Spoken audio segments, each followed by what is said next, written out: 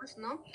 Normalmente, ¿por qué yo no paso las clases? Porque, perdón, en las diapositivas no está todo, doctores. Entonces, cuando yo empiezo a pasar o anteriormente he empezado a pasar las diapos, el problema era que se confiaban en esas diapositivas y no asistían a clases, ¿no? Aparte de ello es que no soy muy partidaria, ¿no? De pasar lo que son las diapos, porque prefiero que ustedes realicen sus propios resúmenes, ¿no? Asistan a clases, graben y puedan realizar lo que es la retroalimentación, ¿no? Entonces les voy a pasar lo que es la clase de programas, pero a partir de lo que vamos a iniciar cirugía, ustedes tienen que realizar sus resúmenes, ¿no? Entonces eso les quería comentar, ¿no? Bien, vamos a empezar, ¿no? Con todo lo que es, no sé si todos tenemos el temario, lo voy a reenviar al grupo, entonces, de acorde al temario vamos a ir avanzando, doctores, ¿no? Les voy a enviar dentro de un momento, no creo que a todos les he enviado un inicio, les voy a volver a reenviar, me dan un momentito, por favor.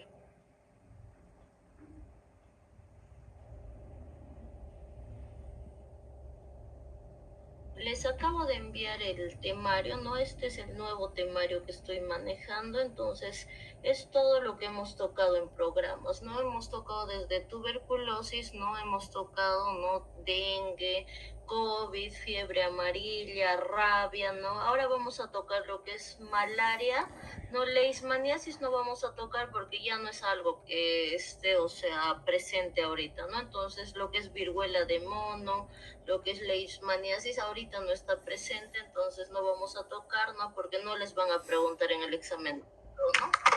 Bien, entonces ahí les acabo de enviar, doctores, lo que es el temario, ¿no? Bien, haremos un respectivo repaso, ¿no? Súper rapidito para ver cómo estamos, dónde tenemos dudas, ¿no? Y todo eso. Bien, entonces les haré las preguntas y ustedes van participando, doctores. El día de ayer hemos avanzado, ¿no? Lo que era COVID-19. No sé si alguien me podría explicar un poco de lo que es la fisiopatología de COVID-19. ¿Alguien se anima, doctores? Les voy a poner lo que es la diapo, ¿no? Para que puedan explicarme lo que es la fisiopatología de COVID-19, porque es un tema ahorita que están preguntando bastante, ¿no? Porque ahorita tenemos COVID, tenemos influenza, ¿no? Y todo eso. Entonces, no sé si alguien quiere participar, por favor.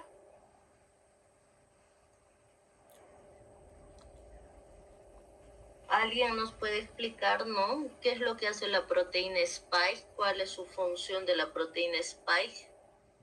Las enzimas convertidoras de angiotensina.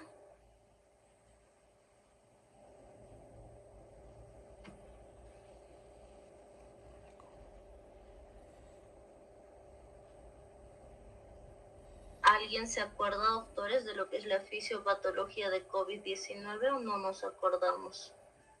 A ver, otra pregunta más les voy a realizar. Les voy a preguntar, ¿no? ¿Cuál es el esquema que ustedes conocen, ¿no? De vacunación, ¿no? Para lo que es COVID-19.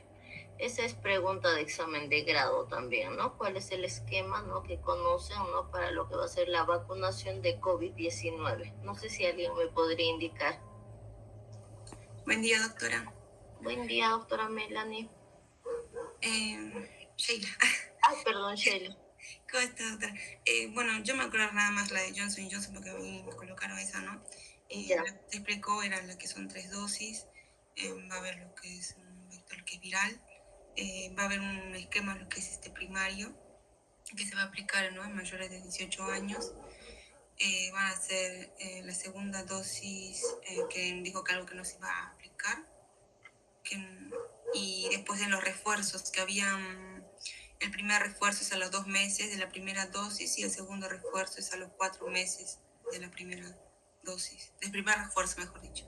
Muy bien, excelente, doctora. Entonces, por ejemplo, para mí el esquema más sencillo, como la doctora mencionó, es el de Johnson y Johnson, ¿no? Ese es el esquema más sencillo que uno puede manejar. Bien, doctora, te voy a hacer una preguntita. ¿Nos acordamos de lo que es la fisiopatología de COVID-19? ¿Hemos repasado? Más o menos, doctora.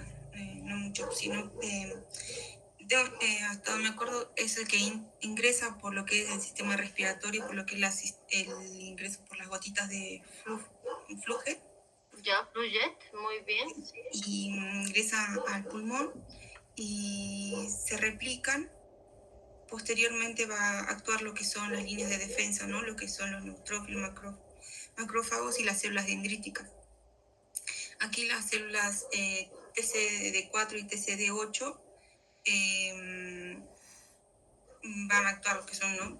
Posteriormente a lo que son las 24 a 48 horas.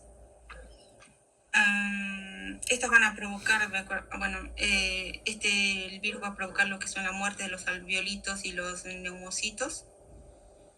Al no haber lo que es el intercambio gaseoso, ¿no? Va a provocar lo que es la hipoxemia y la acidosis respiratoria posteriormente y bueno, la muerte. Lo que me acuerdo, no me acuerdo. No, pero está bien, doctor, excelente, está bien, ¿no? Está bien. Ahora yo te pregunto, ¿qué es lo que hace la proteína Spike? Repasando, ¿no? Un poquito, ¿qué hace esta proteína Spike? ¿Por quién tiene tropismo, no? Porque ayer, por ejemplo, les indiqué que las enzimas convertidoras de angiotensina tenemos en los pulmoncitos, ¿no? Termino hoy la clase, les envío las diapos, doctores, ¿no? Entonces, ¿qué es lo que sucede? ¿No? Tenemos ECAs en los pulmoncitos, ¿no? Y lo que es la proteína Spike tiene tropismo por la enzima convertidora de angiotensina, no se olviden, ¿no? Entonces, esa es la fisiopatología, ¿no? Y después todo lo que mencionó la doctora que va a suceder, ¿no? Entonces, esa parte quiero que se acuerden. No sé si está un poquito más claro. Entonces, ¿qué es lo que produce nuestra proteína Spike, ¿no? Tiene un tropismo por las ECAs, estas enzimas convertidoras de angiotensina tenemos en los pulmoncitos, ¿no? En los riñones, en el sistema nervioso central, ¿no? Entonces se va a unir, ¿no? A esta ECA, ¿no?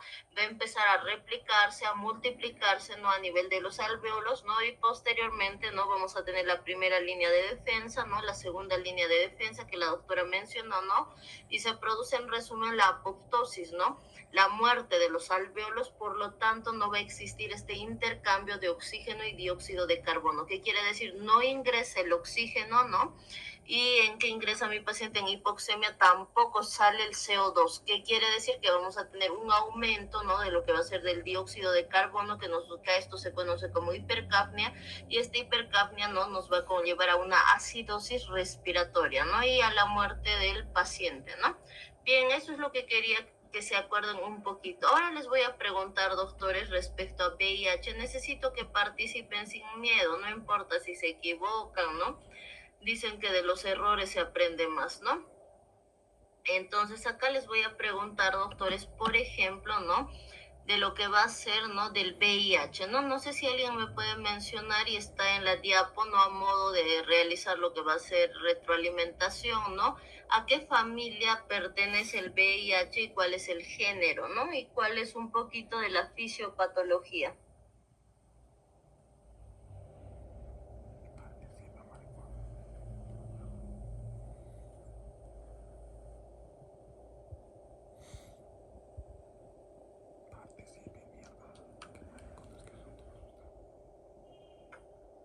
¿Nos acordamos, doctores?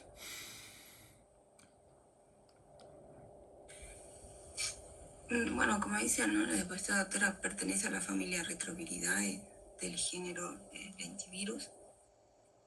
Bueno, va a estar producida por el retrovirus y que va a afectar lo que son los linfocitos T, CD4, CD8. Bien, excelente. Estamos bien, doctora. Muy bien. Estamos muy bien, doctorita. Bien, ahora les voy a preguntar, ¿no? ¿Qué es la leucoplaquia vellosa, ¿no? Quienes gusten pueden participar. ¿Qué es la leucoplaquia vellosa, ¿no? O otra cosa que preguntan frecuentemente en el examen de grado, ¿no? Es lo que va a ser el periodo de estado. ¿A qué llamamos periodo de estado, ¿no? Que el día de ayer les he mencionado. ¿A qué se conoce como periodo de estado? ¿Nos acordamos a qué se conoce como periodo de estado, doctores?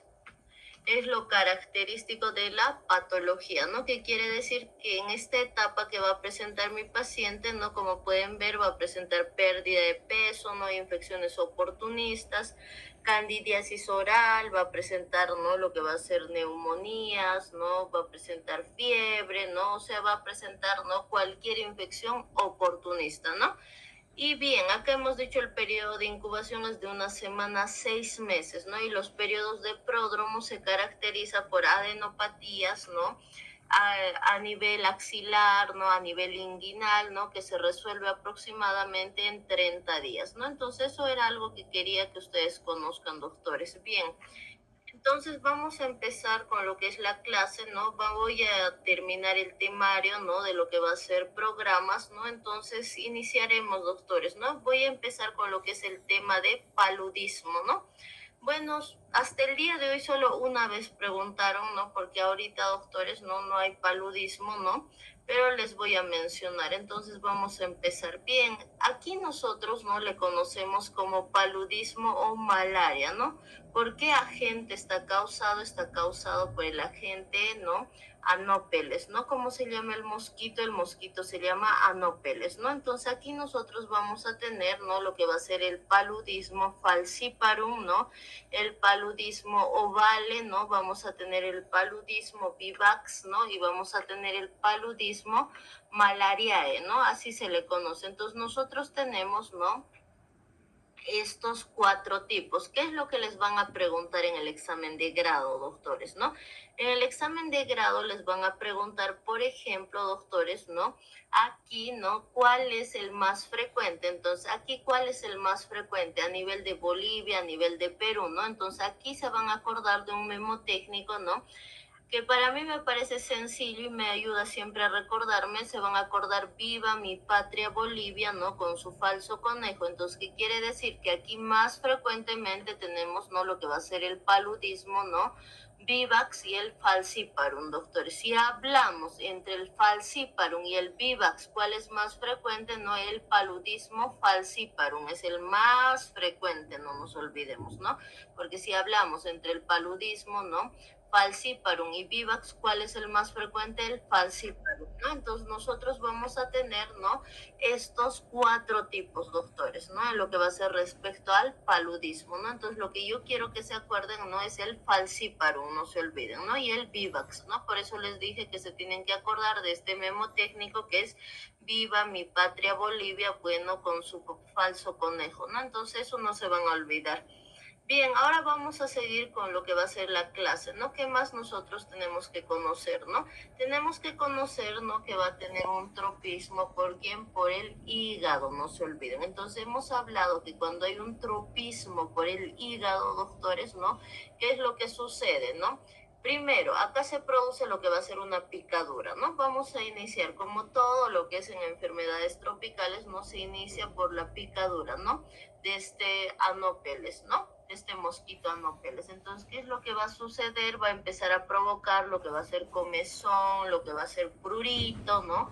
Y una vez que se presenta, ¿no? Lo que va a ser prurito, comezón, ¿qué es lo que nosotros hacemos? Empezamos, ¿no? A rascarnos, ¿no? Y empezamos a inocular, ¿no? Entonces va a ingresar, doctores, a lo que es la vía hemática, ¿no? Y una vez que esté en la vía hemática tiene el tropismo, ¿por quién? Por los hepatocitos, por el hígado, no se olviden, ¿no? Y este tropismo, ¿qué es lo que ocasiona? Va a ocasionar lo que va a ser la muerte de los hepatocitos, la apoptosis de las células de Kupffer, ¿no? Por lo tanto, ¿qué va a afectar, doctores? ¿No? Como todas las enfermedades tropicales que hemos mencionado, va a afectar, doctores, ¿no? Número 1, ¿no? Va a presentar mi paciente ictericia. Punto número 2, ¿no? Va a presentar hipoglicemia. ¿Por qué va a presentar hipoglicemia? ¿No? Porque no va a sintetizar el hígado, ¿no? Lo que va a hacer, no va a realizar lo que es la gluconeogénesis, no se olviden, ¿no? Punto número 3, ¿no? No se va a producir la síntesis de proteínas. Por lo tanto, ¿qué va a presentar mi paciente? Va a presentar hipoproteinemia, no se olviden. Entonces, repasando súper rápido, el hígado hemos dicho que tiene la función de sintetizar lo que es la albúmina, la proteína más grande, ¿no? Del cuerpo, ¿no? de realizar la gluconeogénesis, de convertir la bilirrubina indirecta en directa, no se olviden, ¿no? Y también no forma parte importante las proteínas, ¿no? De los factores de coagulación. Entonces, como hay la muerte de los hepatocitos, ¿qué es lo que sucede? Va a presentarse, ¿no? Lo que es la alteración en los factores de coagulación. Hay una hipoproteinemia, ¿no? Va a presentar estos pacientes hipoglicemia y van a estar histéricos, van a estar como Homero Simpson, amarillos, no se olviden. Entonces, eso es la fisiopatología, ¿no?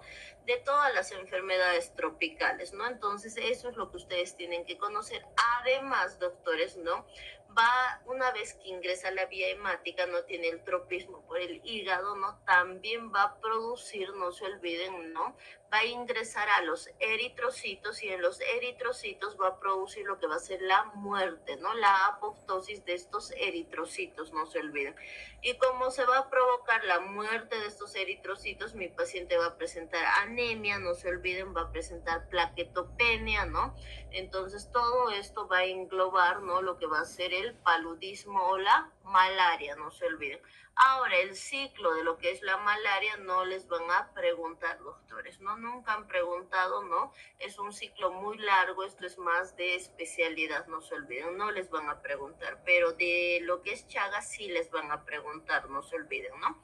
Ahora, ¿qué hacemos, doctores? ¿No? Este es, por ejemplo, el ciclo, ¿no? Vamos a hablar un poquito, solo les voy a mencionar, no es necesario que ustedes memoricen porque no preguntan en el examen de grado este ciclo, ¿no? Entonces, ingresa las células, ¿no? Hepáticas, ¿no? Y cuando ingresa, doctores, primero se produce la picadura, como pueden observar, ¿no? Ingresa las células hepáticas, ¿no? Y aquí, doctores, ¿no? Dentro de lo que es las células hepáticas, ¿no? Se convierte, ¿no? En lo que es hipnozoito, no se olviden. Ahora, cuando sale, miren, ¿no? Entonces, cuando ingresa es un hipnozoito, cuando sale, no se olviden, ¿no? Que es un esquizonte maduro, ¿no? Y va a ser liberado de los hepatocitos, no se olviden. Entonces, liberado ¿de dónde? De los hepatocitos. Y aquí cambia, les diré de nombre, que ya va a ser un merozoito, ¿no? Entonces, ingresa a la célula hepática, ¿no? Es un hipnozoito, no se olviden. Cuando es liberado, ¿no? De los hepatocitos va a ser un merozoito, ¿no? Y a este merozoito que ha sido liberado, ¿no? De lo que es del hígado, ¿no? Va a empezar a infectar, ¿no? A los eritrocitos, no se olviden, ¿no? Y cuando ingresa a los eritrocitos se le conoce, ¿no? Como troponozoito, no se olviden, ¿no? Se le conoce como troponozoito. Ahora, cuando sale, ¿no? Porque se va a producir, ¿no? Lo que es la ruptura eritrocitaria, ¿no? La lisis eritrocitaria, ¿no? Cuando sale, no se olviden, ¿no? Que aquí se empieza a formar, ¿no? Empieza a desarrollar lo que va a ser los gametos en los hematíes, ¿no? Entonces, esto es un poquito de lo que va a ser del ciclo. Solo esto ustedes tienen que conocer, ¿no? Entonces, o sea, grandes rasgos les diré. Más allá, ¿no? Que infecta, ¿no? Al hepatocito, que infecta a lo que va a ser a los eritrocitos, eso es lo que tienen que conocer. Más allá no les van a preguntar. Ahora, ¿qué laboratorio se le va a pedir? ¿Cuál va a ser la clínica? ¿No? En la clínica va a presentar lo que va a ser fiebre, no se olviden, va a presentar lo que va a ser cefalea, mialgias, dolor abdominal, también presenta lo que es fatiga, ¿no? Náuseas, vómitos, ¿no? Y la hipotensión ortostática, ¿no? Entonces todo esto va a presentar en la clínica, no se olviden, ¿no? Bien, acá, doctores, ¿no? Hay algunos marcadores, ¿no? Que se le puede pedir. Por ejemplo, ¿qué le vamos a pedir? Le vamos a pedir lo que va a ser serología, ¿no? Para paludismo, no se olviden, o serología para malaria, no nos olvidemos, ¿no? Acá los signos clínicos igual, ¿no? Por ejemplo, esto es del paludismo falciparum, ¿no? Que va a presentar, ¿no? Va a presentar, ¿no? Lo que es una agitación marcada, ¿no? Va a presentar lo que es una hiperventilación, ¿no? Estos pacientes pueden presentar, doctores, lo que es hipotermia o pueden presentar lo que va a ser las alzas térmicas, ¿no? va a presentar hemorragia. ¿Por qué va a presentar hemorragia? Porque hay alteración en los factores de coagulación, pueden llegar a un coma profundo. ¿Por qué, doctores? Porque no se olviden, cuando hemos hablado de la presión oncótica, ¿no? Cuando hay una alteración en la presión oncótica coloidosmótica, ¿no? ¿Qué es lo que sucedía, doctores? Si esto es, por ejemplo, nuestro espacio intravascular, este cuadradito, hemos dicho, cuando hay una carencia de proteínas, cuando no hay proteínas, ¿no? Es como una tubería rota. ¿Qué quiere decir que es como una tubería rota, doctores? Hemos dicho que todo el plasma que está dentro del espacio intravascular, doctores, se va a ir al intersticio, no se olviden, ¿no? Porque no hay proteínas, ¿no? Esto se conoce como extravasación del plasma del espacio intravascular al espacio intersticial, ¿no? Y aquí, doctores, ¿qué va a suceder? Va a suceder, ¿no? Lo que es el shock hipovolémico, coma y muerte de mi paciente, ¿no? También, ¿qué va a presentar? Va a presentar, ¿no? Lo que son estas convulsiones, ¿no?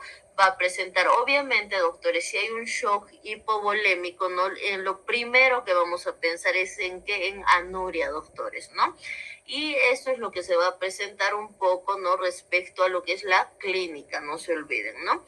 Ahora, ¿qué se le va a pedir a estos pacientes, doctores? ¿No? Acá, por ejemplo, vamos a hablar un poquito de las complicaciones, ¿no? Aquí en las complicaciones, ¿no? Por ejemplo, esto es del paludismo falciparum, por eso les dije que es el más frecuente, ¿no? Entre el vivax, ¿no? Y el falciparum, el más frecuente es el falciparum, ¿no? Aquí, por ejemplo, tenemos lo que es el paludismo cerebral, no se olviden, ¿no? Entonces, acá el paciente que va a presentar va a tener la incapacidad para localizar, responder a estímulos nocivos, no se olviden, ¿no? Va a presentar lo que es este coma persistente mayor a 30 minutos después de una convulsión generalizada, ¿no? Va a presentar acidosis, ¿no? Hemos dicho que cualquier paciente, doctores, que esté con algún tipo de infección que va a presentar, ¿no? Lo que es una acidosis metabólica, no se olvide. Cuando uno se estresa, ¿qué es lo que va a presentar? Una acidosis metabólica. Cuando hablamos de acidosis, doctores, el bicarbonato va a estar disminuido, no se olviden. Va a estar acá menor a 15, ¿no? Milimoles, no litro, no se olviden. El pH va a estar menor a 7,25, ¿no? Y el lactato en sangre venosa va a estar mayor a 5 milimoles litro, ¿no? Entonces el paciente que va a presentar una dificultad para respirar, ¿no? Obviamente acá, ¿no? Si va a haber la lisis de los eritrocitos que va a presentar mi paciente, ¿no? Va a presentar, ¿no? Lo que va a ser anemia, no se olviden, ¿no? Va a presentar, ¿no? Una anemia normocítica, normocrómica grave, ¿no? El hematocrito va a estar menor al 15%, ¿no? Y la concentración de hemoglobina es menor a 50, ¿no? gramos litro, ¿no? Y acá, ¿no? Si este paciente yo no lo controlo, ¿no? ¿En qué va a terminar? Número uno, hemos dicho, todo paciente que tiene hipovolemia, ¿no? Que tiene un shock hipovolémico, ¿no? ¿Qué es lo que sucede? El principal órgano que todo el tiempo, ¿no? Va a sacrificarse, ¿quién va a ser? El riñoncito. Entonces, ¿qué va a presentar? La insuficiencia renal, ¿no? Por lo tanto, esta creatinina, ¿no? Va a estar mayor a 3, ¿no? Va a estar mayor a 3 y estaríamos hablando de una insuficiencia renal crónica, ¿no? Ahora, la diuresis, ¿no? La diuresis, doctores, va a estar, ¿no? Con anuria, como les he mencionado, ¿no? Ahora, como hay alteración de la presión oncótica, ¿no? ¿Qué es lo que sucede, no? Estos pacientes, hemos dicho, cuando tienen complicaciones, ¿no? Como en dengue, ¿no? Como en fiebre amarilla, ¿qué es lo que sucede? Va a formar edemas, hemos dicho, ¿no? ¿Se acuerdan de esa tubería rota que les he puesto de ejemplo, ¿no? Que todo el líquido se va a ir, ¿no? Al intersticio. Entonces, ¿qué es lo que sucede, no? Si yo no trato estos edemas, el paciente va a terminar en un edema agudo, ¿no? En un edema agudo pulmonar, ¿no? Entonces, todo esto sucede, ¿no? Ahora va a presentar también, ¿no? Lo que es la coagulación intravascular diseminada, no se olviden, ¿no? Y la hipotensión, ¿no? Y la muerte del paciente, ¿no? Entonces, esto es un poquito de lo que es la clínica. Ahora, ¿qué le vamos a pedir para el diagnóstico? Para el diagnóstico se le pide, acá lo que se usa, doctores, es la gota gruesa, ¿no? La tinción de Yemsa, ¿no? No se utiliza acá, ¿no? Entonces, en la gota gruesa que vamos a observar, vamos a poder observar, ¿no? Estos parásitos, ¿no? En plena actividad, no se olviden, ¿no? Se va a poder observar, ¿no? Y de esa forma se va a poder iniciar, ¿no? El tratamiento. ¿Cuál es nuestro tratamiento? Y es lo que quiero que se acuerden para el examen, ¿no? El artesonato, no se olviden, ¿no? Entonces, para todo lo que es paludismo en general, ¿no? ¿Cuál es el tratamiento? Es el artesonato, ¿no? ¿De cuánto se le va a dar? De 2.4 miligramos kilogramo peso, ¿no? Vía EB, ¿no? Esta es la dosis inicial, ¿no? Entonces, ¿de cuánto va a ser? De 2.4 miligramos kilogramo peso vía EB, esto es nuestra dosis inicial, seguida, ¿no? De 2.4 miligramos, ¿no? Kilogramo peso a las 12:24. Y después una vez al día si es necesario, no se olviden. Entonces, ¿qué es lo que usamos? Artesonato, ¿no? Entonces, una vez más, 2.4, ¿no? Va a ser, ¿no? El tratamiento inicial seguido de 2.4 miligramos kilogramo peso a las 12:24 y después una vez al día si es necesario, ¿no? Entonces eso es lo que yo quiero que ustedes recuerden para el examen, ¿no? Porque de ahí hay más tratamientos, pero si les doy 5 o 6 tratamientos, para el examen no se van a recordar, ¿no? Entonces esto es lo puntual que ustedes tienen que conocer. Una vez que termine la clase ya les voy a enviar las diapos. ¿Por qué, doctores? Porque ya terminé, ¿no? Bien, ahora vamos a hablar, ¿no? De otro tema más que es importante, ¿no? Y que ingresa al examen de grado, ¿no? Vamos a hablar, doctores, ¿no? De lo que va a ser la rabia, no se olviden, ¿no? Y que en nuestro medio hay bastante, les comento, ¿no?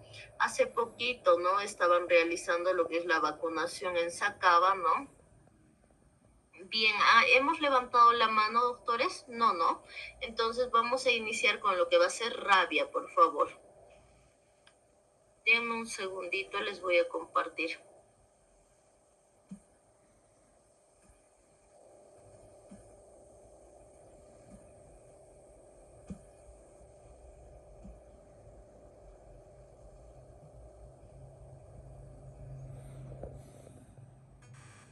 Bien, vamos a hablar de lo que es rabia, ¿no? Que es uno de los temas más preguntados, ¿no? Del examen de grado. ¿Qué tenemos que saber respecto, ¿no? A lo que es rabia, ¿no? Primero, es una enfermedad viral aguda infecciosa. ¿Estamos? Entonces, la rabia, ¿qué es? Es una enfermedad viral aguda infecciosa. Es una encefalitis zoonótica causada por la mordedura de un animal infectado con el virus de la rabia. Entonces, ¿qué es? Es una encefalitis zoonótica causada por la mordedura de un animal infectado con el virus de la rabia. Tiene una tasa de mortalidad, por no decirlo del 100%, del 99.9%. Lo correcto sería decir 100%, porque hasta el día de hoy no hay paciente, ¿no? A nivel mundial que haya sobrevivido, ¿no? Al virus de la rabia.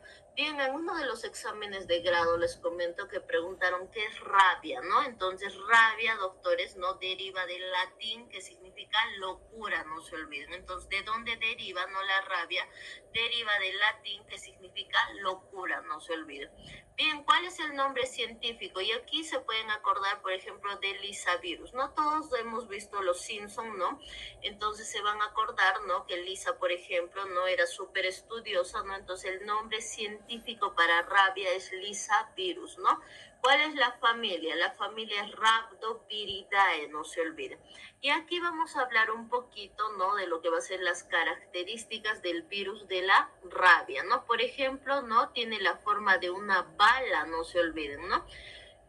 ¿Y para qué es importante conocer que tiene la forma de una bala, no? Número uno, ¿no? Tiene un virus RNA, ¿no? Y tiene una bicapa lipídica, ¿no? Por eso siempre que decimos, ¿no? Cuando se produce una mordedura, por ejemplo, a una persona, ¿no? ¿Qué es lo primero que decimos? Por favor, ¿no? Lávense con agua y jabón, ¿no? O utilicen, ¿no? Alguna solución jabonosa, porque como tiene una bicapa lipídica, pues fácilmente se destruye, ¿no? Con lo que va a ser con los detergentes, ¿no? Bien, acá lo que quiero que ustedes conozcan no son estos 5 genes de la rabia, ¿no? ¿Cuáles son estos 5 genes de la rabia, no? Porque, por ejemplo, no, uno de mis alumnos me preguntó en una ocasión, ¿por qué, doctora, no? Hay pacientes, ¿no? Que la clínica varía, ¿no? Por ejemplo, hay pacientes, ¿no? Que presentan, ¿no? Hidrofobia, ¿no? Y posteriormente la muerte. Y hay otros pacientes, ¿no? Que tienen un periodo de incubación que aproximadamente es, pues, de 2 meses, 3 meses y debutan con la enfermedad. Hay otras personas, ¿no? Que debutan al año, ¿no? Con el virus de la rabia. Y me pregunto por qué. Y acá les voy a explicar el por qué, ¿no? Entonces tenemos, ¿no? Acá, doctores, ¿no? La rabia, ¿no? Tiene 5 tipos de genes, no se olviden. Entonces, ¿cuáles van a ser? N, P, M, L, G, no se olviden. Entonces, acá les puse un memotécnico, ¿no? Para que se puedan acordar, es no puedo más, le diré a Gustavo. Entonces, cuando hablamos de estos 5 tipos de genes, no puedo más, le diré a Gustavo, pues de esa manera se van a recordar, ¿no? Entonces, por ejemplo, si un paciente, ¿no? Contrae lo que es el gen N, ¿no? Va a ser distinto a lo que es la clínica. Si va a ser un gen PMLG, va a ser distinto a la clínica. Entonces, por eso es, ¿no? Que de paciente a paciente varía la clínica, ¿no? El tiempo de evolución, ¿no? Entonces, es por eso. Bien, ahora principalmente, ¿cuál es el gen, no? Más frecuente, ¿no? Que va a estar presente, va a ser el gen G, ¿no? Entonces, el gen que está más presente, más frecuentemente es el gen G, ¿no? Entonces, este gen G, ¿no? Se va a unir al huésped, no se olviden, es el que se une, ¿no? Al huésped cuando se produce una mordedura. Bien, vamos a hablar un poquito de la fisiopatología, ¿no? Porque les van a preguntar en el examen de grado. Entonces todo comienza, ¿no? Con un animal infectado, ¿no? Va a ingresar a través de la mordedura de la solución de continuidad que va a producir este animalito, ¿no?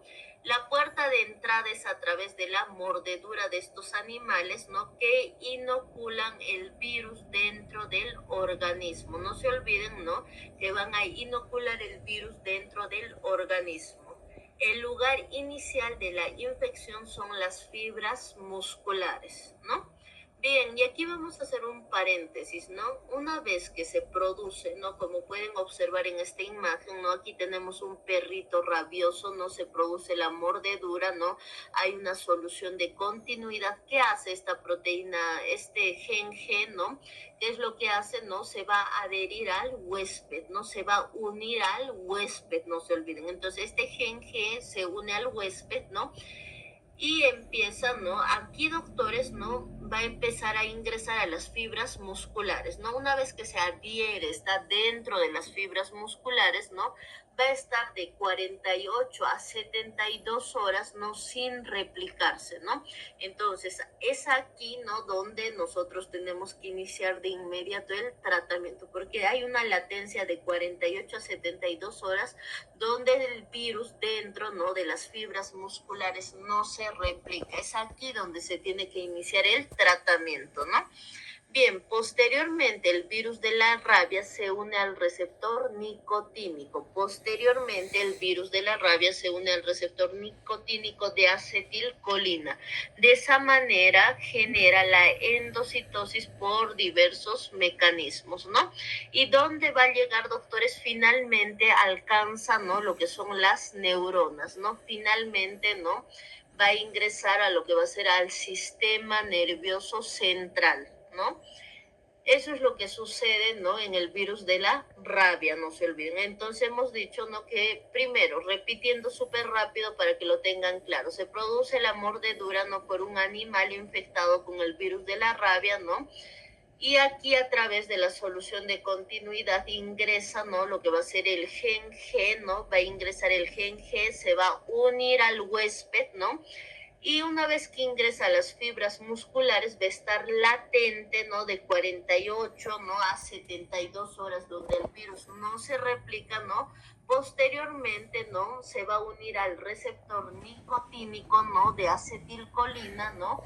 Y llega a lo que va a ser al sistema nervioso central. Entonces, esa es la fisiopatología, ¿no? Bien, acá, doctores, ¿no? voy a hablar de lo que va a ser el periodo de incubación, ¿no? El periodo de incubación es de 3 semanas a 6 meses, no se olviden. El periodo de incubación es de 3 semanas a 6 meses. En el periodo de pródromos, ¿qué es el periodo de pródromos? Es lo que va a presentar, ¿no?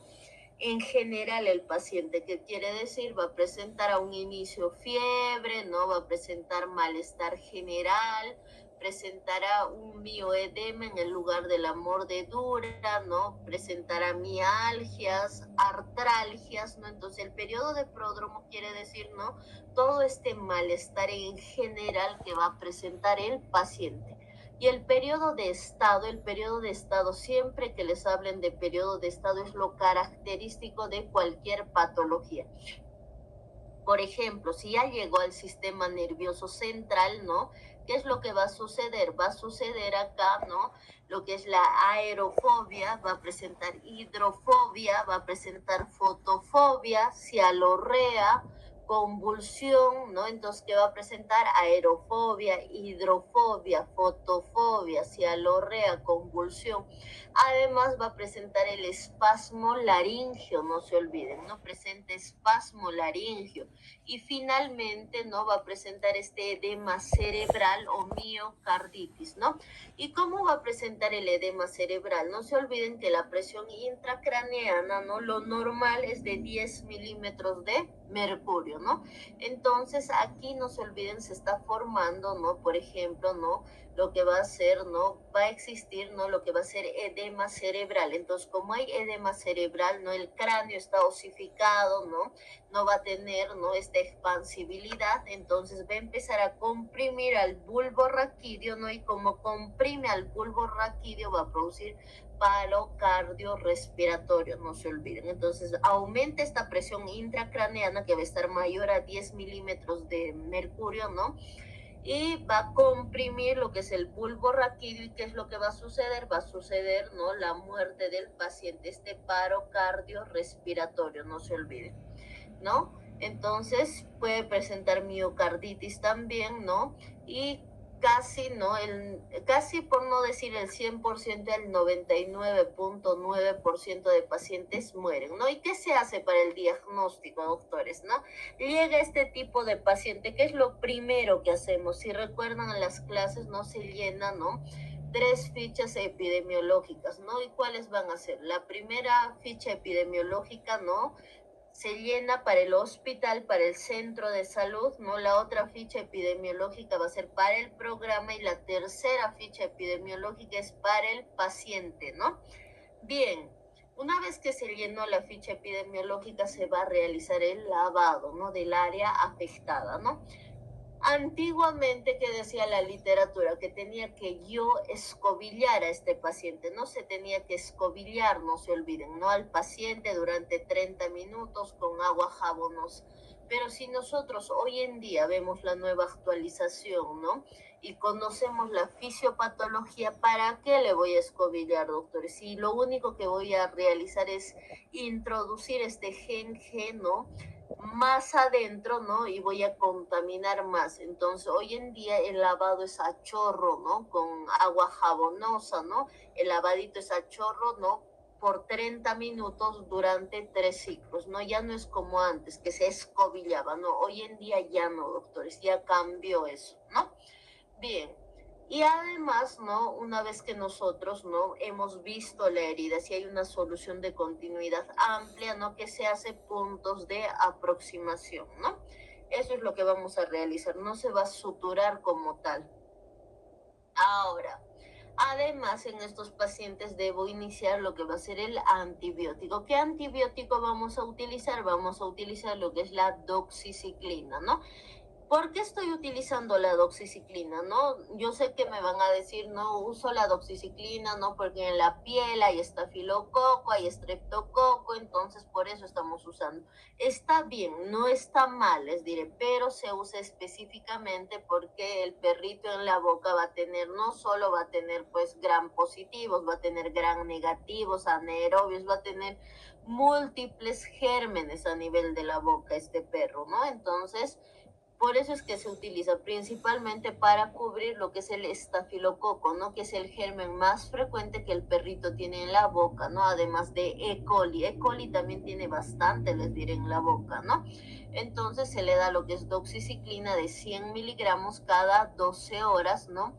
Por 5 días. ¿Qué es la doxiciclina? La doxiciclina es una tetraciclina, no se olviden. ¿En qué ribosoma actúa a nivel del ribosoma 30S? No se olviden. ¿Estamos, no? Bien, ahora, ¿qué pasaría si este paciente presenta una sobreinfección? No se olviden, ¿no? Por la mordedura, ya sea de un perro, ¿no? Con sospecha, sin sospecha, con rabia, sin rabia, ¿no? ¿Qué pasa? ¿Qué medicamento iniciaríamos? ¿No? Esto fue pregunta de examen de grado. Se va a iniciar lo que va a ser con aminoglucósidos. ¿Por qué estoy utilizando aminoglucósidos? Porque el germen no más frecuente que va a presentar es el Staphylococcus aureus, ¿no? Y lo que va a hacer, ¿no? Además, la E. coli, ¿no? Entonces, por eso es que se va a iniciar con aminoglucósidos. ¿Qué quiere decir? Se le va a dar gentamicina de 160 miligramos vía EB, ¿no? Cada 12 horas por 5 días, en caso, ¿no? De que haya infecciones. Además, a este pacientito se le tiene que colocar la vacuna antitetánica. ¿Y para qué le estoy colocando? No se olviden que los perritos están casi siempre en contacto con la tierra, con el suelo, ¿no? Entonces, ¿no? Por eso es que se le aplica de inmediato a estos pacientes la vacuna antitetánica, ¿no? Bien, y aquí nosotros vamos a preguntarle dónde le mordió el perrito, ¿no? Si era en la cancha, ¿no? En qué zona era, ¿no? ¿Y esto para qué es, doctores? Es para que el programa vaya y vacune a todos los perros, ¿no?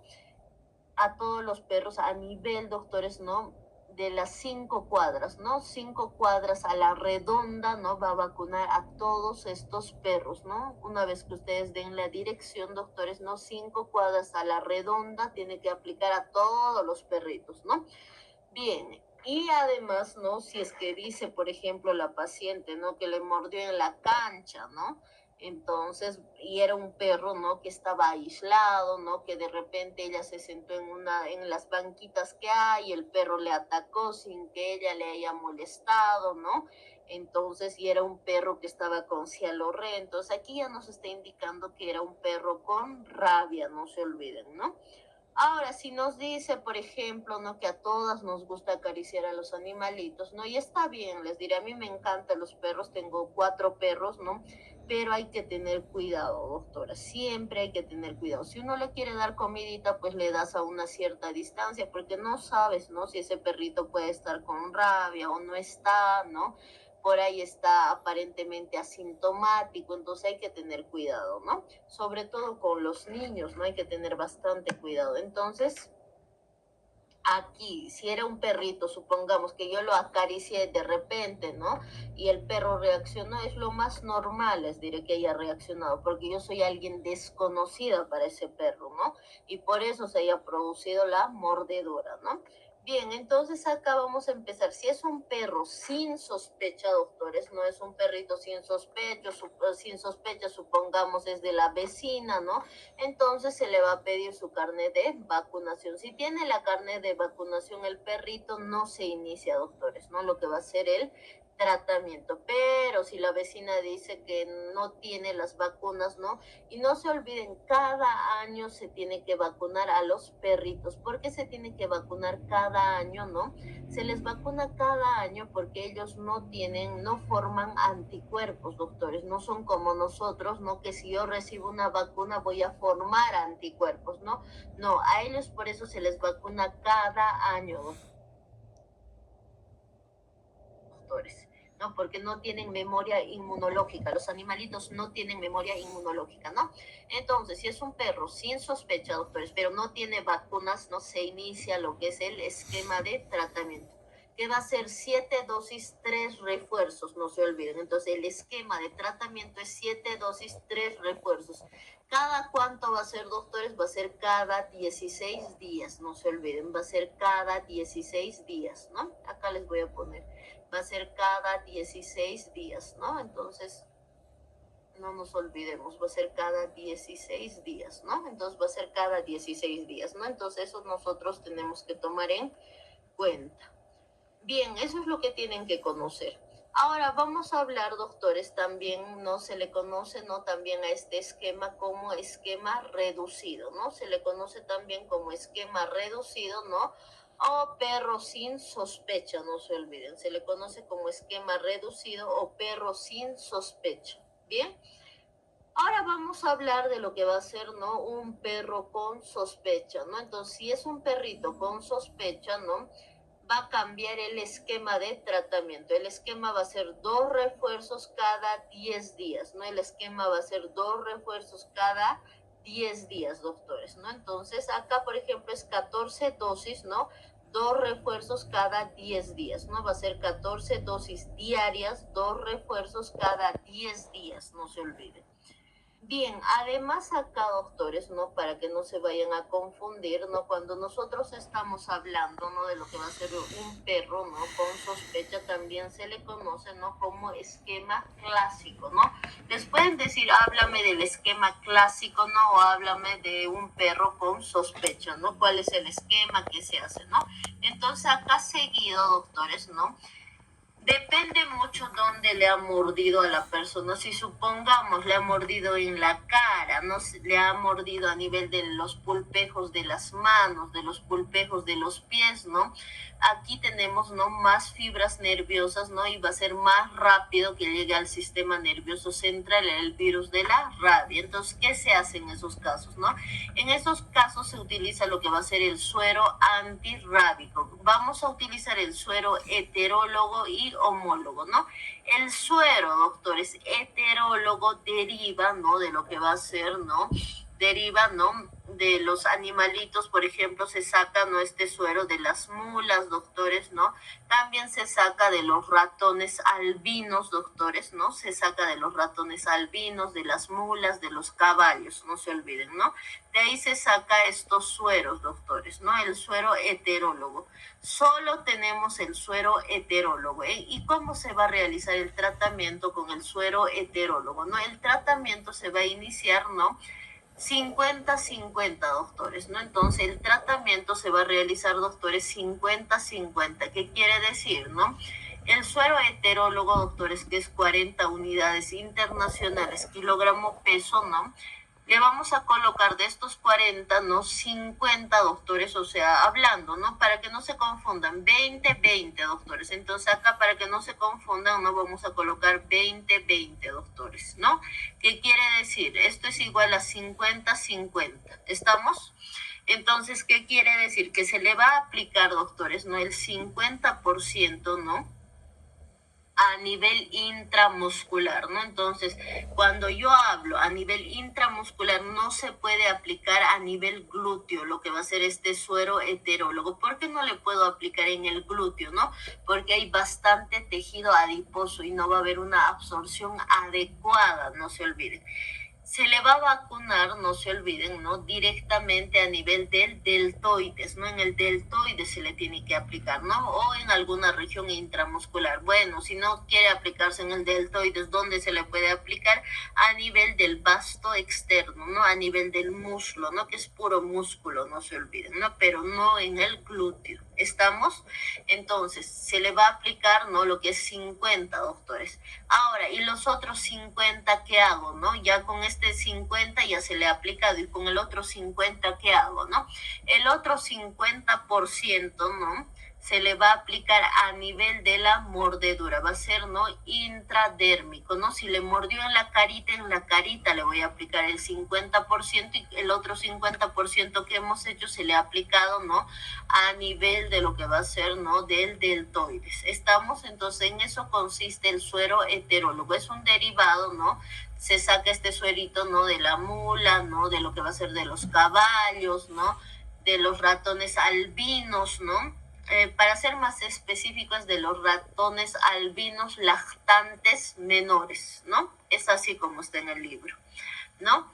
Ahora, lo que es el suero homólogo, no se olviden, ¿no? Que es de 20 unidades internacionales, no existe, doctores. Este suero tendría que ser, ¿no? De una persona humana, ¿no?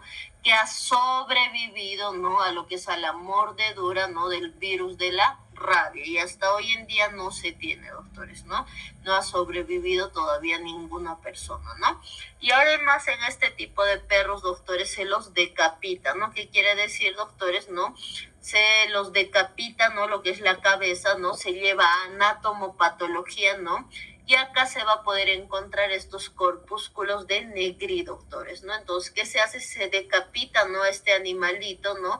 Se lleva a anatomopatología, ¿no? Y ahí se puede observar, ¿no? Los corpúsculos de Negri, ¿no? Entonces, esto es el esquema que ustedes tienen que conocer, ¿no?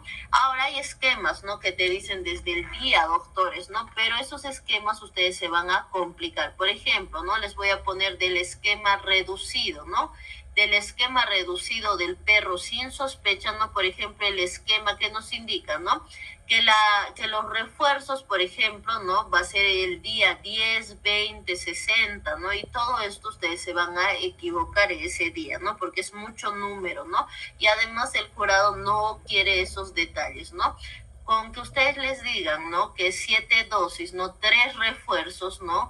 Acá los refuerzos, como les dije, es al día 10, 20, 60, ¿no? Que se van a confundir, ¿no? Cada 16 días, ¿no? Entonces se van a confundir. Entonces solo digan 7 dosis, 3 refuerzos cada 16 días y es más que suficiente para el jurado, ¿no? Y en el perro con sospecha o esquema clásico que digan, ¿no? Que es 14 dosis diarias, 2 refuerzos cada 10 días, ¿no? Más que suficiente, ¿no? Y que tenemos el suero antirrábico, ¿no? El heterólogo y el homólogo, ¿no? Entonces con eso es suficiente, no hay necesidad, ¿no? De que se compliquen con más cosas, tampoco les van a preguntar, ¿no? Entonces eso es lo que tienen que saber de rabia, doctores. Entonces con eso terminamos, ¿no? Lo que es nuestro temario de programas, ¿no? No se preocupen, les voy a enviar, ¿no? Lo que va a ser las diapos, ¿no? Y quería terminar primero la clase para poderles facilitar. Bien, ahora vamos a iniciar con lo que va a ser nuestro temario de cirugía, ¿no? Que es un tema muy bonito, ¿no? Vamos a empezar con cirugía. Vamos a empezar con lo que va a ser con abdomen agudo, les diré. Bien, me dan un momentito, les voy a compartir.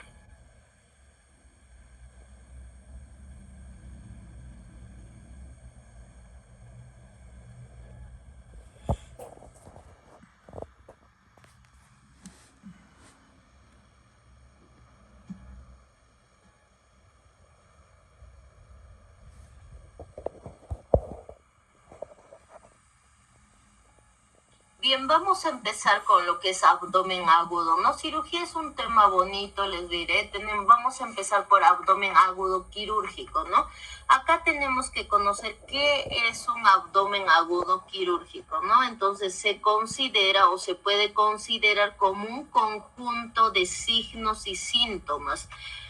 Para que no se compliquen, solamente digan es un conjunto de signos y síntomas de carácter grave y evolución rápida que se desarrolla ¿dónde? En la cavidad peritoneal y que exige usualmente la intervención quirúrgica urgente para evitar complicaciones o la muerte, ¿no? Entonces es un conjunto de signos y síntomas de carácter grave y evolución rápida que se desarrolla en la cavidad peritoneal y exige usualmente la intervención quirúrgica urgente para evitar las complicaciones o la muerte de nuestros pacientes, ¿no? ¿Qué es lo primero que se hace, doctores? La anamnesis, ¿no?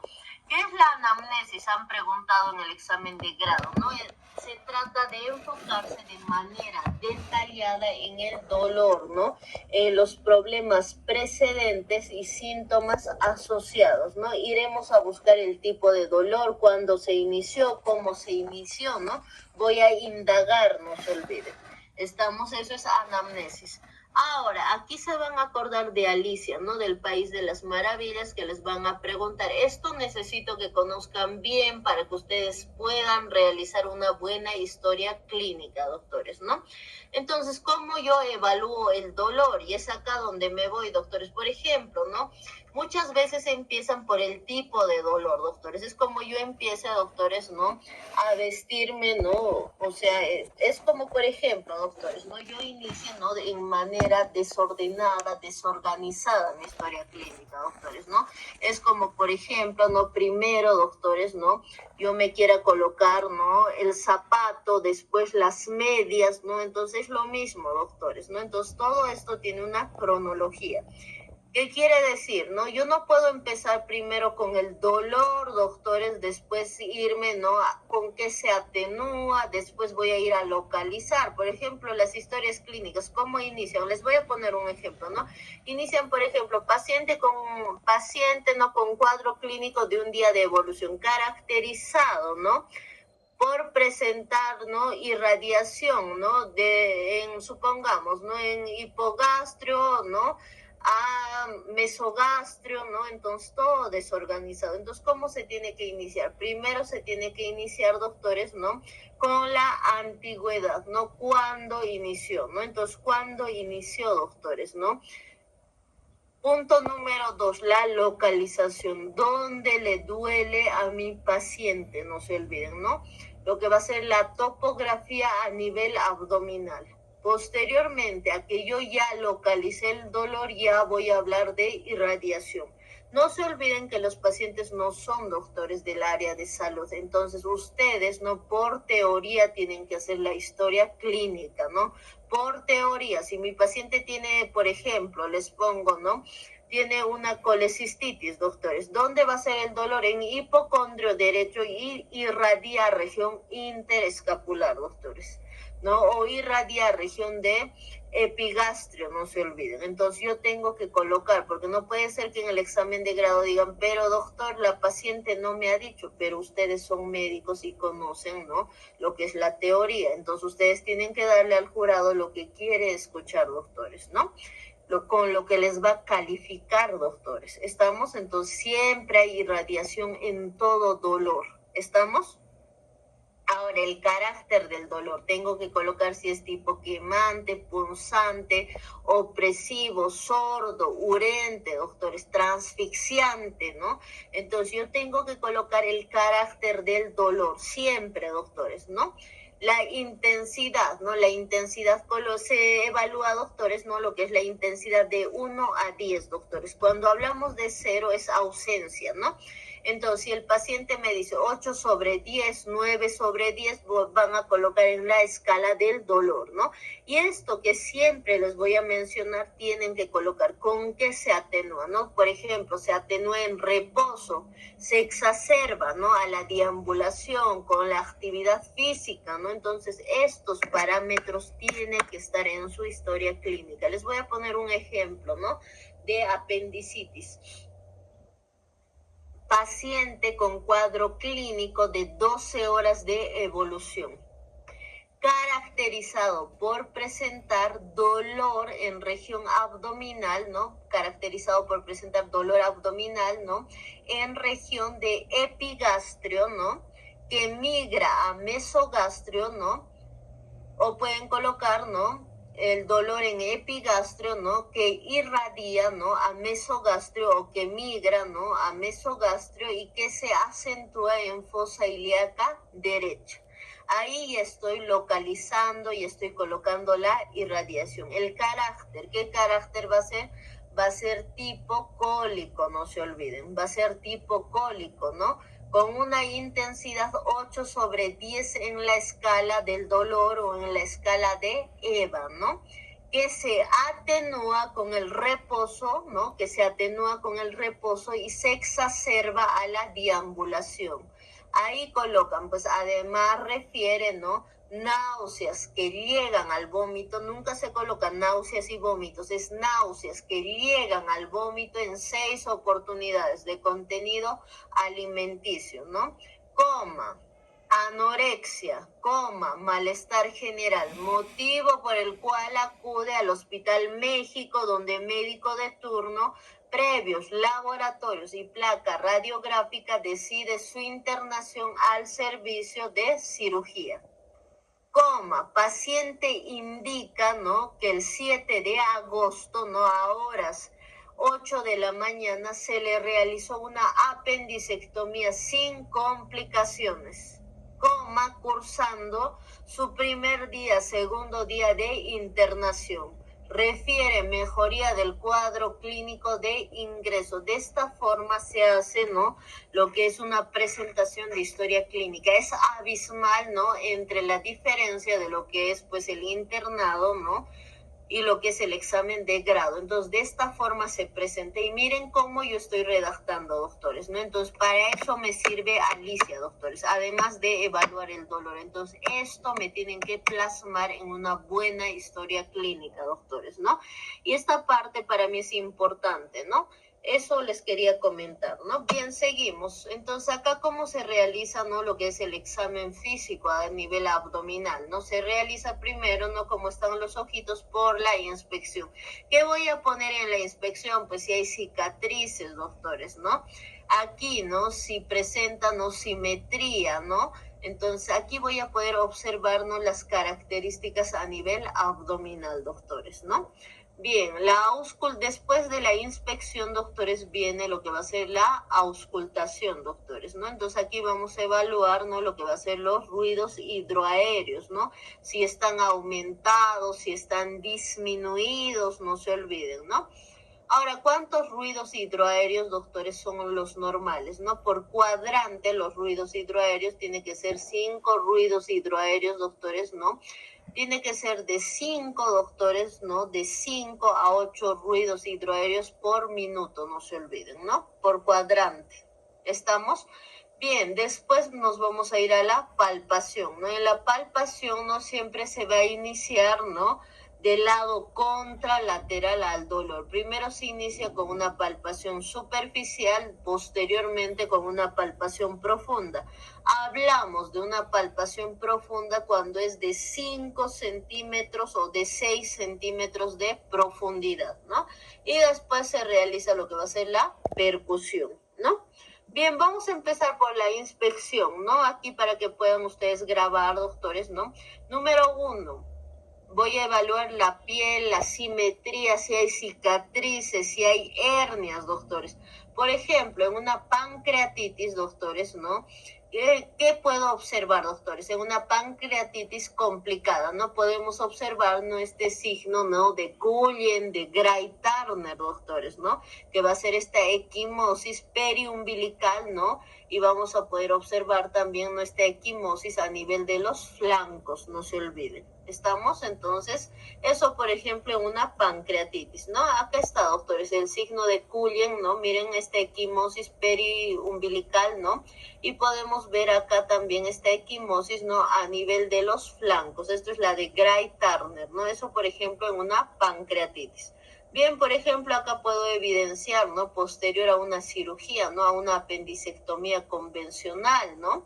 Podemos observar, ¿no?, la cicatriz, ¿no? Ahora, en la auscultación nosotros vamos a evaluar cómo están estos ruidos hidroaéreos, ¿no? Si están aumentados. Si están aumentados, pues voy a pensar yo que mi paciente, ¿no?, está con una enfermedad diarreica. No se olviden, ¿no?, que mi paciente, ¿no?, está, ¿no?, por ejemplo, ¿no?, con una obstrucción intestinal. Y acá, doctores, ya les voy a mencionar algunas cositas, ¿no? Por ejemplo, doctores, ¿no?, me dirán, ¿cómo que en una obstrucción intestinal va a estar aumentada, doctora, ¿no?, los ruidos hidroaéreos? Sí está aumentado, doctores. ¿Por qué? Les voy a explicar la fisiopatología súper rápido y cortito, ¿no? Esto ya lo vamos a llevar en Ciru en el tema de obstrucción intestinal. No se olviden, ¿no?, que cuando un paciente está iniciando lo que es una obstrucción intestinal, ¿no?, en la fisiopatología como mecanismo de compensación, ¿no?, como mecanismo de compensación, ¿qué es lo que sucede a nivel intestinal, ¿no? Aumenta los ruidos hidroaéreos. ¿Para qué aumenta los ruidos hidroaéreos? Para desobstruir, doctores, ¿no?, lo que va a ser, ¿no?, este contenido alimenticio, fecaloideo. Entonces, en las primeras horas de una obstrucción intestinal, ¿no?, ¿Cómo va a estar este timbre? Va a ser un timbre metálico, no se olviden. No es una tonalidad alta. ¿Qué quiere decir? Son poquitos timbres, pero son bulliciosos, ¿no? Va a presentar un timbre metálico alto, no se olviden, ¿no? En las primeras horas, ¿no? Como mecanismo de compensación para tratar, ¿no? De desobstruir, ¿no? Esto que va a estar presente ya sea por contenido alimenticio, ¿no? Por fecalomas, ¿no? Entonces, por eso, doctores, ¿no? Entonces presenta deposiciones líquidas. Después de 5 horas, 3 horas, recién presentan los pacientes, ¿no? La abolición de los ruidos hidroaéreos, que quiere decir, ¿no? La ausencia de los ruidos hidroaéreos, ¿no? Bien, ahora en ausencia de los ruidos hidroaéreos también va a estar la obstrucción intestinal, ¿no? El hilio paralítico, ¿no? Va a estar lo que es el hilio paralítico, ¿no? También vamos a poder observar el hilio posoperatorio, ¿no? O el hilio paralítico, ¿no? Posterior a una cirugía por la manipulación, ¿no? Se puede presentar, ¿no? También en una apendicitis, ¿no? Se puede observar lo que va a ser este hilio paralítico, ¿no? En una peritonitis generalizada, ¿no? Entonces, en estos casos hay ausencia de los ruidos hidroaéreos, ¿no? Y acá vamos a observar lo que es la palpación, ¿no? Primero tiene que ser suave, ¿no? Y tiene que ser de lado contralateral al dolor, ¿no? Primero se hace una palpación superficial, posteriormente se hace una palpación profunda, que yo llamo palpación profunda, ¿no? Cuando va a ser de 5 a 6 centímetros de profundidad. Estamos y la percusión. No se olviden que vamos a percutir el espacio de Traube, no se olviden, ¿no? El espacio de Traube no vamos a nosotros percutir a nivel hepático nada más. A nivel hepático, doctores, en el espacio de Traube tiene que presentar, ¿no? Lo que es la matidez, ¿no? La matidez es lo normal, doctores, a nivel del espacio de Traube, ¿no? Y en el resto del abdomen, doctores, ¿no? ¿Qué es lo que se va a presentar, doctores, no? Por el contenido de aire, doctores, ¿no? Se va a presentar lo que es el timpanismo, doctores, ¿no? En el resto del abdomen, ¿no? Se va a presentar el timpanismo, no se olviden. Ahora, doctores, ¿no?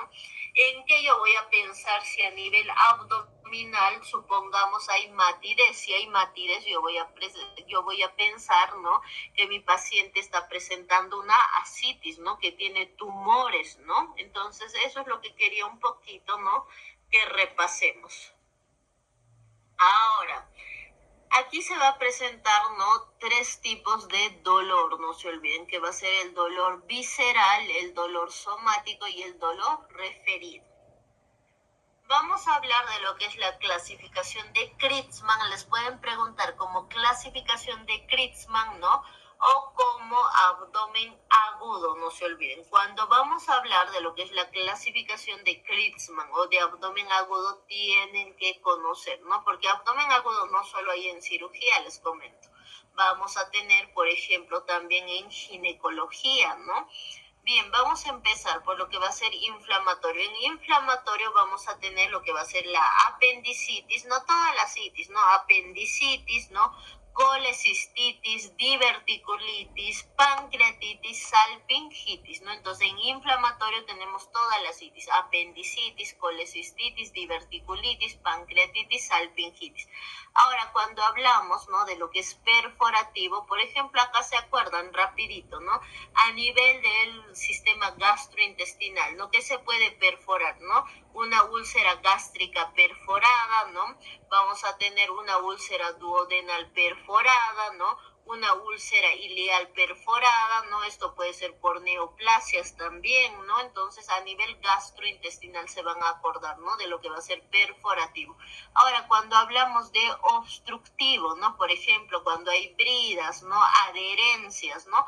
Las bridas y adherencias es posterior, ¿no? A una manipulación posterior, ¿no? A una cirugía previa, se forman cicatrices, no se olviden, ¿no? Entonces, esto que puede provocar, ¿no? Lo que va a ser una obstrucción, por ejemplo, ¿no? Entonces, acá en lo que es obstructivo están las bridas, adherencias, una hernia igual puede producir una obstrucción, ¿no? Las neoplasias también pueden producir una obstrucción, ¿no? Los vólvulos, los parásitos, ¿no? Por ejemplo, uno de los parásitos más frecuentes que derivan del chapar es Ascaris lumbricoides, ¿no? ¿Esto que puede provocar? Puede provocar este Ascaris lumbricoides, ¿no? Lo que es la obstrucción intestinal, ¿no? Los besoares, ¿qué son los besoares? Cuerpos extraños. Por ejemplo, hay personas que les gusta comer, ¿no? Su cabello, las uñas, les gusta la tierra, ¿no? Les gusta el yeso, no se olviden. Entonces, todo eso es cuerpo extraño, ¿no? Todo eso se conoce como besoares, ¿no? Los fecalomas también pueden producir lo que es una obstrucción, ¿no? Los procesos inflamatorios, ¿no? Por ejemplo, la enfermedad de Crohn, ¿no? Esta inflamación, ¿no? Frecuente, persistente, que puede provocar lo que va a ser una obstrucción, ¿no? Cuando hablamos de hemorrágico, quiero que se acuerden, obstrucción quiere decir que me está bloqueando el tránsito intestinal, no se olviden. ¿Y qué me puede bloquear ese tránsito intestinal? Un vólvulo, ¿no? Un parásito, ¿no? Un besoares, ¿no? Un cuerpo extraño, un fecaloma, ¿no? Una neoplasia, no se olviden. ¿Estamos? Cuando hablamos de hemorrágico, ¿no? ¿Qué me puede provocar? Sangrado, hemorragia, un embarazo ectópico roto, ¿qué me va a provocar? Una hemorragia, ¿no? Una ruptura de hematoma hepático, ¿no? ¿Qué me va a provocar? Una hemorragia, una ruptura de hematoma esplénico, no se olviden, una hemorragia, ¿no? Un aneurisma de aorta abdominal, una hemorragia. Entonces, eso vamos a tener, ¿no? En la clasificación de Kritzman, ¿no? En lo que va a ser las causas hemorrágicas. Ahora, en vascular oclusivo, ¿no? Que vamos a tener la isquemia mesentérica, ¿no? Vamos a tener la trombosis mesentérica, ¿no? Estrangulada. Entonces, ¿qué vamos a tener? Isquemia mesentérica, trombosis mesentérica estrangulada. Entonces, esto es la clasificación de Kritzman, ¿no? O si les preguntan la clasificación de abdomen agudo que deben conocer, ¿no? ¿Qué le vamos a pedir? Laboratorios, doctores. ¿Qué quiere decir? ¿No? De acuerdo a lo que yo sospecho. Si, por ejemplo, ¿no? Pienso que es una apendicitis que dentro de unos minutos vamos a hablar. ¿Qué le voy a pedir? ¿No? Le voy a pedir lo que va a ser un hemograma, doctores, ¿no? Solo eso le voy a pedir, ¿no? Hemograma, ¿no? Y lo que va a ser, obviamente, ¿no? Una plaquita, ¿no? En imagenológico le vamos a pedir lo que es una placa radiográfica, ¿no? Ahora me dirán, pero doctora, ¿no?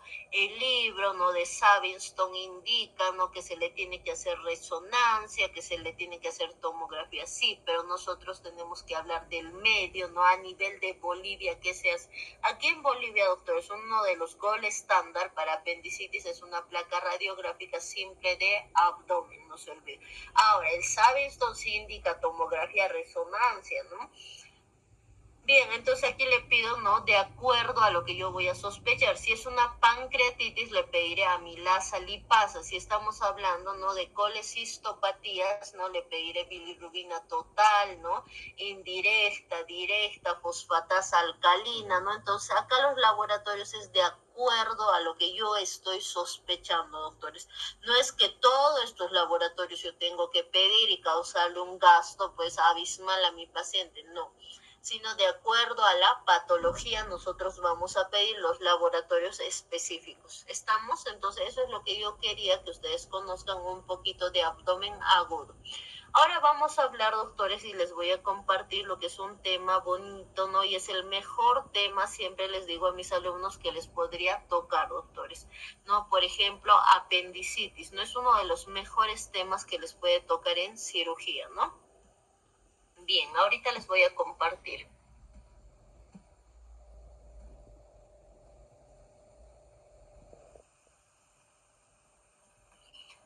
Aquí vamos a iniciar, doctores, ¿no? Esto es un poco, ¿no? De lo que es la presentación. Aquí nos vamos a ir, doctores, ¿no? ¿Qué es la apendicitis, no?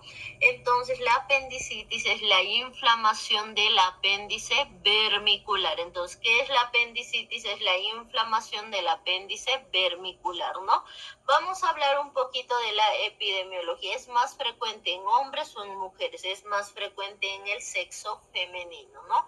Con un 25% y en el hombre con un 12%.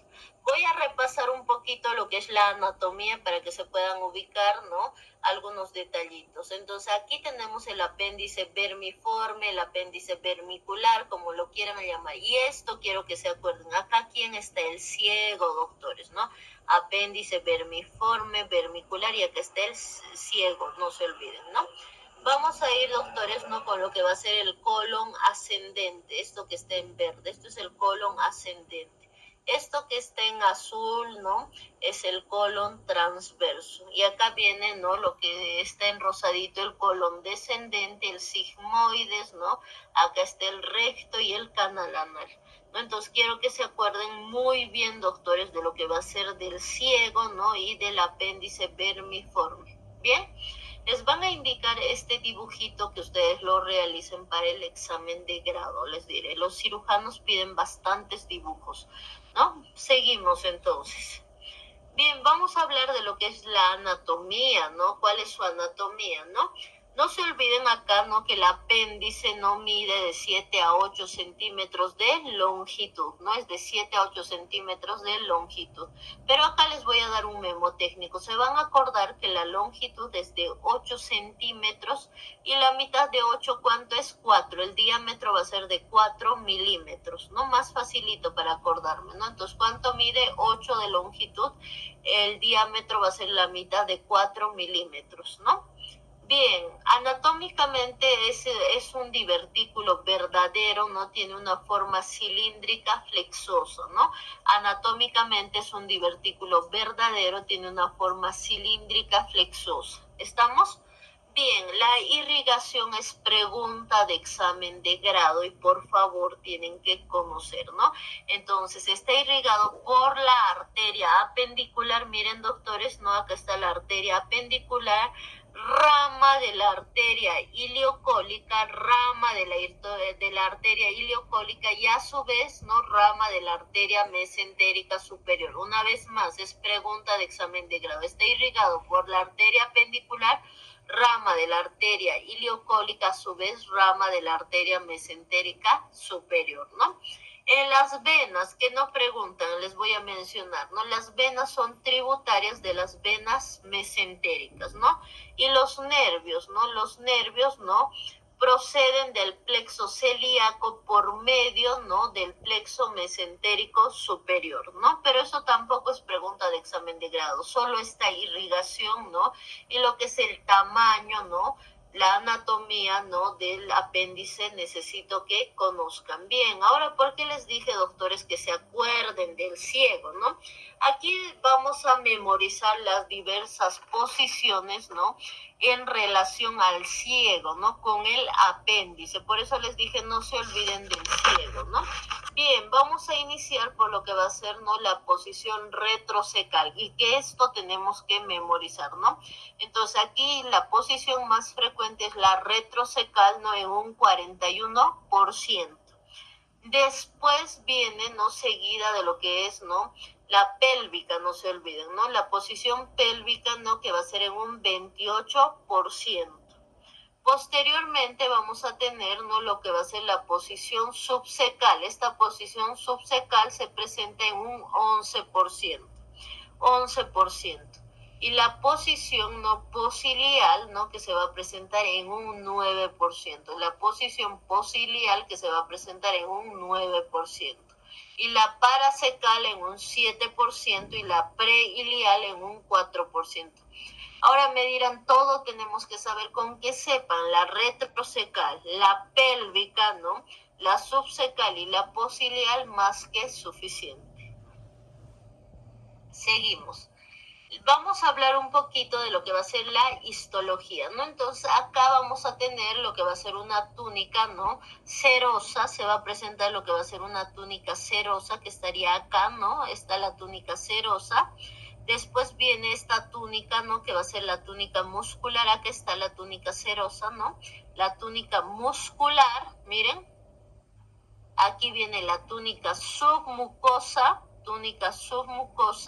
acá viene la mucosa. Entonces, una vez más, tenemos la túnica serosa, ¿no? La muscular, la submucosa y la mucosa, ¿no? Esa es la histología, ¿no? O las 4 capas, ¿no? Del apéndice. Bien, vamos a hablar de la fisiología. ¿Cuál es la función del apéndice, no? Actúa como reservorio de la flora intestinal.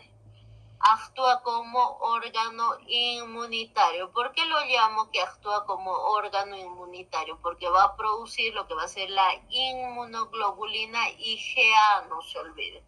Además, actúa en los neonatos como válvula de escape para los gases, ¿no? Actúa como válvula de escape para los gases, ¿no? Para la eliminación de gases en los neonatos. Vamos a hablar un poquito de lo que va a ser la fisiopatología, ¿no? Vamos a hablar, ¿no? En la fisiopatología, no se olviden, ¿no? Que todo ocurre por la obstrucción de la luz apendicular, ¿no? Entonces, esta obstrucción de la luz apendicular puede estar causado por quién? Por un fecalito, ¿no? Por un besoares, por un parásito, ¿no? O puede ser la etiología una hiperplasia linfoidea, ¿no? O puede ser la causa, ¿no? Lo que va a ser una hiperplasia linfoidea. Bien, entonces puede ser una hiperplasia linfoidea también, ¿no? Entonces vamos a empezar, ¿no? Por lo que va a ser la fisiopatología. Entonces, si ocurre acá, ¿no? Acá que está nuestro apéndice, ¿no? Lo que va a ser, por ejemplo, ¿no? Un fecalito está obstruyendo, ¿no? Entonces, si está obstruyendo un fecalito, ¿no? ¿Qué es lo que va a suceder? Va a suceder, ¿no? Que va a haber un aumento de la presión, ¿no? Intraapendicular. Entonces, como hay una obstrucción y no está, no se está eliminando lo que es la flora, ¿no? Entonces, ¿qué va a ocurrir? Va a ocurrir, ¿no? Lo que va a ser el aumento de la presión intraapendicular. Posteriormente, ¿qué va a suceder? Como esta flora no va a presentar una éstasis, no está circulando esta flora, ¿no? Va a ser un caldo de cultivo, va a ser un medio de cultivo para los gérmenes, ¿no? Aquí va a existir lo que va a ser una proliferación bacteriana, no se olviden. ¿Estamos? Entonces, ¿cómo va a haber una proliferación bacteriana que va a ocurrir? Va a ocurrir pues lo que va a ser la perforación del apéndice, no se olviden, ¿no? Número uno será primero lo que va a ser la necrosis, ¿no? Cuando hablo de necrosis, ¿no? ¿Qué quiere decir? Que no hay un flujo sanguíneo, va a presentar una vasoconstricción, ¿no? Arteriolar a nivel del apéndice, vamos a presentar lo que va a ser una vasoconstricción arteriolar a nivel del apéndice y una vasodilatación, ¿no? A nivel del apéndice posteriormente, ¿no? Esto conlleva lo que va a ser a una necrosis, ¿no? A una perforación, ¿no? Y si no se trata el paciente, a la muerte del paciente, ¿no? Entonces, en la etiología de la apendicitis puede estar causado por un fecalito, besoares. Por ejemplo, estos besoares, doctores, cuerpo extraño, ¿no? Que aquí se puede observar que hay cabellos, ¿no? Entonces puede ser por parásitos, Ascaris lumbricoides o por una hiperplasia linfoidea. ¿A qué nos referimos cuando hablamos de hiperplasia linfoidea, no? Por ejemplo, ¿no? Si un niño, un paciente pediátrico de 8 años, no presenta una faringoamigdalitis, cuando uno presenta una faringoamigdalitis, todo nuestro sistema inmunológico está alerta, está actuando, no se olviden, ¿no? No es que solo va a actuar, ¿no? Cierta cantidad, no, a nivel generalizado está actuando nuestro sistema inmunológico. Y aquí, ¿qué es lo que sucede, no? Aquí sucede, ¿no? Que a nivel del apéndice, como es un órgano inmunitario que produce inmunoglobulina IgA, entonces acá, doctores, no, como mi paciente está cursando con una faringoamigdalitis, se va a producir lo que es una hiperplasia linfoidea, no se olviden. ¿Por qué? Porque es un órgano inmunitario, ¿no? El apéndice, ¿no? Entonces, estos pacientes, ¿no? Cursan con una apendicitis, llegan a cirugía, ¿no? Y todo inició con una faringoamigdalitis. La madre que te va a decir, ¿sabe qué, doctorita, no? Mi hijito estaba, ¿no? Con una faringoamigdalitis, después empezó con un dolor abdominal que no mejoraba con nada, ¿no? Pese al uso de analgésicos, ¿no? Y aquí terminan, pues, estos pacientes pediátricos, estos niños en cirugía, ¿no? Entonces, eso es la fisiopatología. Entonces, ¿qué vamos a tener? Aumento de la presión intraluminal, la proliferación bacteriana. ¿Estamos? Y aquí, ¿no? Va seguida de qué, ¿no? De estas fases anatomopatológicas, ¿no? Del apéndice. ¿Cuáles son estas fases anatomopatológicas, ¿no? Del apéndice, ¿no? Vamos a tener acá, ¿no? La fase catarral o edematosa, ¿no? Ahorita vamos a verlo en imagen. La fase supurada o flemosa, la fase gangrenosa y la fase gangrenosa perforada. Aquí les voy a mostrar. Entonces, estas son las fases, ¿no? De la apendicitis, ¿no? Acá podemos verlo en una visión, ¿no? Macroscópica, ¿no? Entonces, ¿qué se va a poder observar acá, por ejemplo? ¿No? Aquí se puede observar, ¿no? Lo que va a ser las fases, ¿no? Aquí tenemos lo que es la fase catarral o congestiva, ¿no? Esta fase es la fase edematosa también, ¿no? Donde hay inflamación del apéndice, ¿no? Y aquí vamos a hablar de una fase supurada o flemosa. ¿Qué quiere decir supurada o flemosa? Hay áreas, ¿no? Que van a presentar lo que va a ser pus, no se olviden, va a presentar supuraciones, ¿no? Y este apéndice igual va a estar edematoso, está inflamado, pero además presenta áreas de supuración. Después viene la fase, ¿no? Gangrenada, ¿no? O necrótica. ¿Qué quiere decir? Es acá donde les mencionaba, ¿no? Que va a existir una vasoconstricción arteriolar y una vasodilatación venosa. Entonces hay áreas de isquemia donde ya no está ingresando este flujo sanguíneo, no nos olvidemos. Bien, y esta va a ser la fase perforada, ¿no? En esta fase perforada, ¿no? Ya hay solución de continuidad. Esto es lo que va a ocasionar, ¿no? Un abdomen agudo, una peritonitis, ¿no? Un abdomen en tabla, ¿no? Entonces, esto es lo que va a ocasionar, ¿no? Bien. Como último, doctores, mañana vamos a terminar, les voy a mencionar un poquito, ¿no? De lo que va a ser los gérmenes, ¿no? Porque tenemos que saber, ¿no? De acuerdo a los gérmenes, qué tratamiento se va a realizar. Entonces, acá tenemos dos bacterias importantes, ¿no? Porque de nada me sirve decirles los medicamentos si no les voy a decir los gérmenes, ¿no? El mecanismo de acción que es muy importante, ¿no?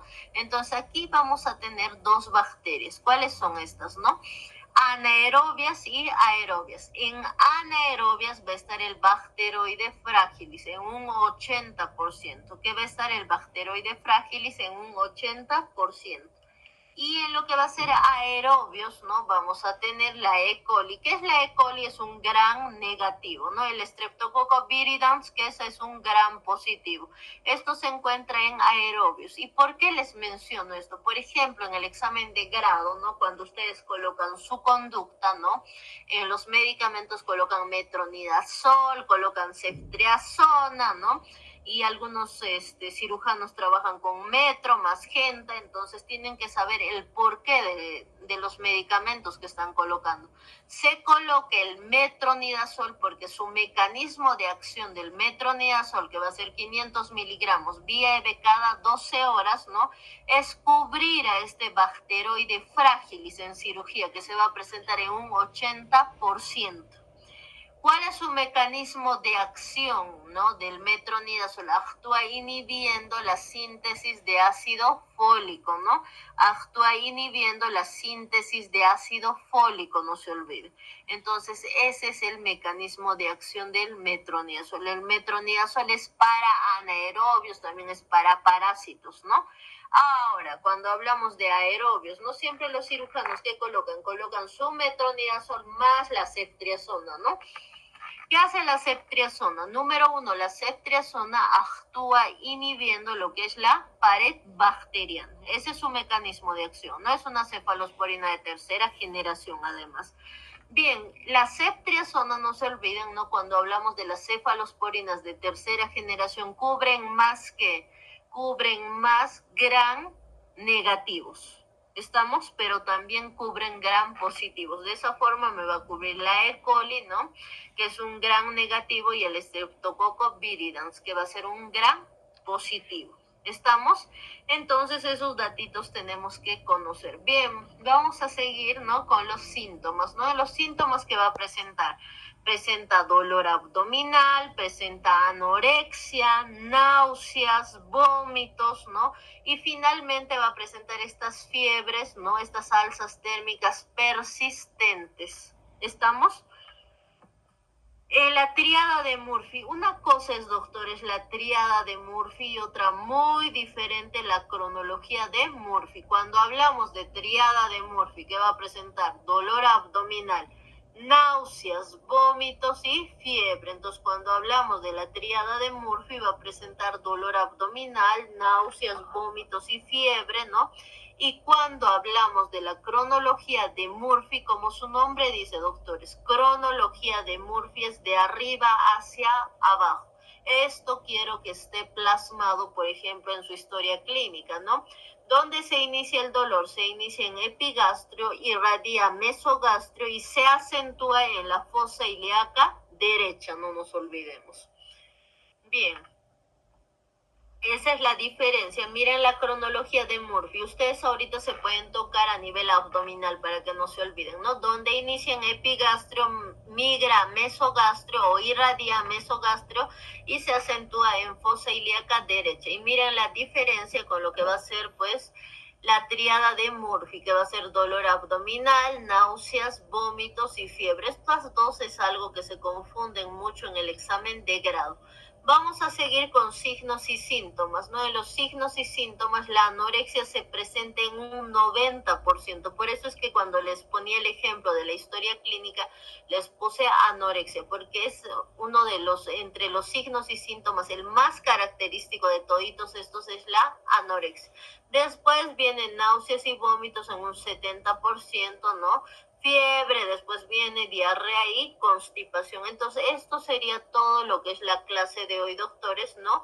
El día de mañana terminamos, nos estamos quedando en signos y síntomas y en este momento les voy a enviar las diapos, pero como les doy como sugerencia, doctores, graben las clases porque no está todo en las diapos, falta varias cosas. Entonces, ustedes pueden grabar, ¿no? Con distintos programas, con el celular y traten de escuchar, transcribir, eso les va a ayudar mucho como retroalimentación. Entonces, eso sería todo, doctores, gracias. No sé si tenemos preguntas, dudas, ¿no? El día de mañana nos vemos, por favor.